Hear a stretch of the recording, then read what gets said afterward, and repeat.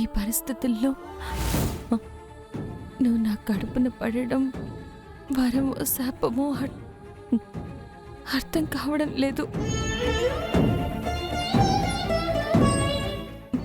నిన్ను కడుపులో దాచి అపురూపంగా పెంచగలను, కానీ ఈ కడుపుని ఎన్ని రోజులు అందరికీ తెలియకుండా దాయగలను? ఇటువంటి పరిస్థితి ఏ ఆడదానికి రాకూడదు. నేను నెల తప్పానని నా భర్తకి చెప్పలేక నా వాళ్లతో ఈ సంతోషకరమైన వార్తని పంచుకోలేకపోయాను.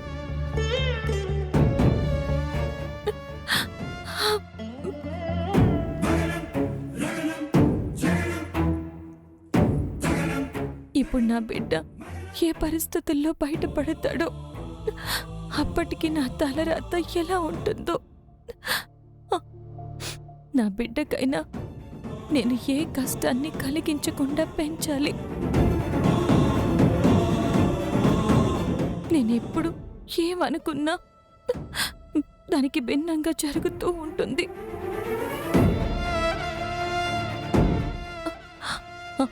దేవుడా, నా బిడ్డ విషయంలోనైనా నన్ను కరుణించు. నా జీవితం ఏమైనా నా బిడ్డకి ఏ సమస్య లేకుండా కటాక్షించు స్వామి.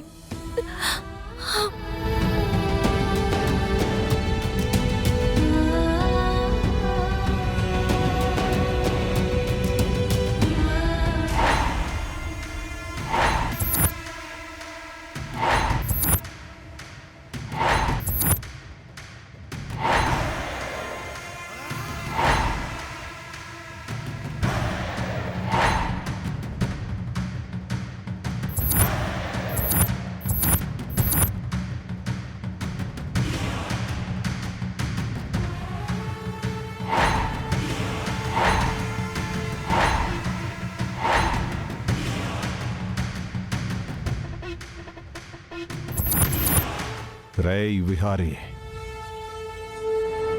నీ బాబు దగ్గర నుంచి దక్కించుకుంటున్న టెండర్ ఇప్పుడు నీకు రాకపోతే నువ్వు అసమర్థుడు అవుతావు. జనాల్లో నీ బిజినెస్ మీద నమ్మకం కోల్పోతుంది. ఇన్వెస్టర్లు వెనకడుగు వేస్తారు. నీ కంపెనీ షేర్లన్నీ కుదేలవుతాయి. నువ్వు కష్టపడి ఒక్కొక్క మెట్టు ఎక్కుతూ నిర్మించుకున్న నీ సామ్రాజ్యాన్ని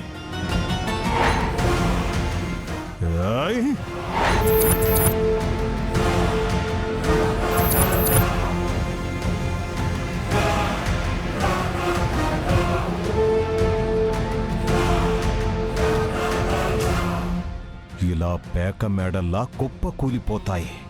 నీకున్న డబ్బుని, పేరుని, పరువుని, ప్రతిష్టని అన్నీ పోయిన తర్వాత నిన్ను, నీ తల్లిని, మీ వాళ్ళందరినీ ఒక్కొక్కరిగా చంపుతూ ఆర్థికంగా, మానసికంగా కృంగదీసి ఆ తరువాత నిన్ను చంపి సమాధి చేస్తాన్రా.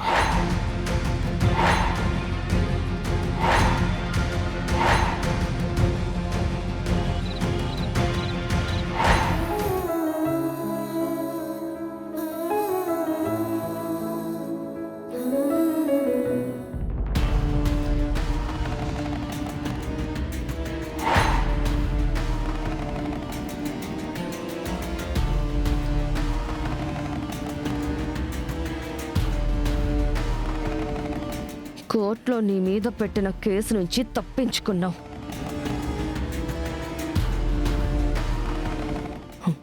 ఇంట్లో నుంచి వెళ్ళిపోవాల్సిన దానివి వెళ్లకుండా తిష్టేసుకుని కూర్చున్నావు. విహారీగాడు ప్రమాదంలో ఉంటే నువ్వు ప్రాణాలకి తెగించి పోరాడి కాపాడుతున్నావు. నువ్వు అపాయంలో ఉంటే విహారీ నిన్ను కాపాడుతున్నాడు. నీకు విషయం చెప్పాలి. ఏంటది? నాకు ఆ లక్ష్మీ విహారీల విషయంలో ఏదో తేడా కొడుతుంది. తేడానా? ఏంటది? ఆ లక్ష్మి కోసం విహారీ చాలా తప్పన పడిపోతున్నాడు. ఆ లక్ష్మి లేకపోతే వాడు బతకలేనంతగా ఫీల్ అయిపోతున్నాడు.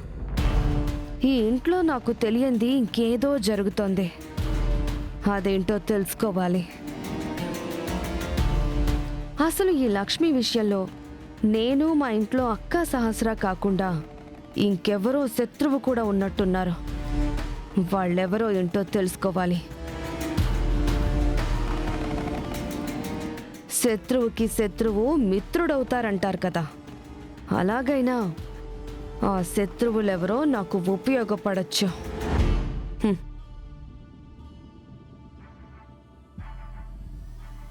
అప్పుడు లక్ష్మిని అన్ని వైపుల నుంచి అష్టదిగ్బంధనం చేసి మరీ ఆడుకోవచ్చు. చేస్తా. నీ పాలిట ఆ కొత్త శత్రువుని ఐడెంటిఫై చేస్తాను. నిన్ను 3 చెరువుల నీళ్లు తాగించి మరీ తరిమేస్తాను.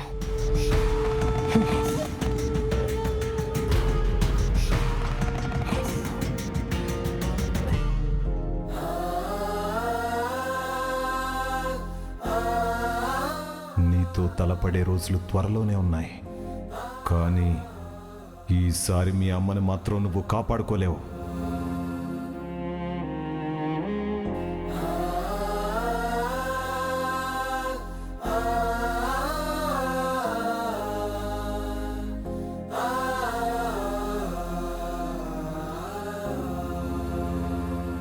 సంతకం పెడతావా?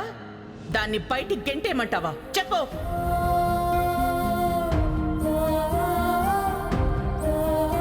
నీ ప్రాముఖ్యత తనకే ఇవ్వాలి. నీ దృష్టిలో నీ మనిషి సహస్రాని.